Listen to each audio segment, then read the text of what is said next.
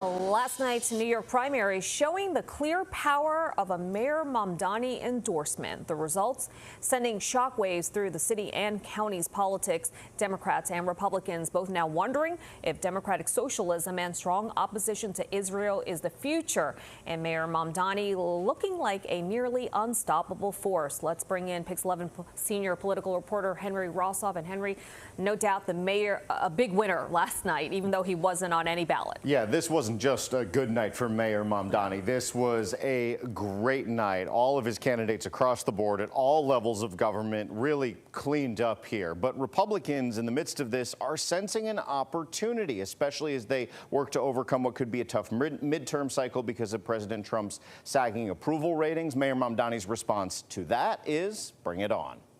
Your next Congress member, Brad Lander. Win Congresswoman Claire Valdez! after win Maria Lisa Avila Chevalier!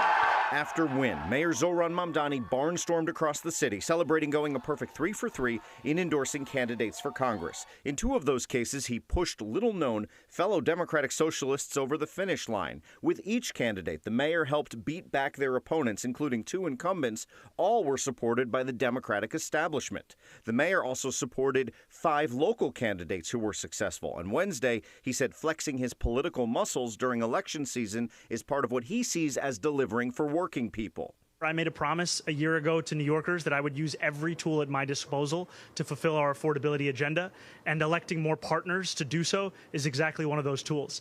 But Republicans, all the way up to President Trump, are salivating at the prospect of connecting more moderate Democrats to potentially extreme elements of their party, with a history of controversial statements about America, Israel, police officers, even veterans. GOP Congressman Mike Lawler represents the swing district of New York 17 in the Hudson Valley. That's north of New York City. He's facing, by all accounts, a more traditional Democratic opponent in West Point graduate Kate Conley.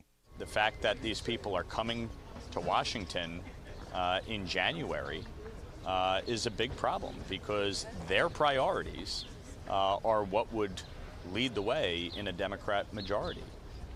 It's not the moderates that will be governing. Mayor Mamdani's response? We are ready for that because for far too long we have been told that it is not possible to fight for working people and win. These candidates have shown that they can. Let the Republicans talk about that more.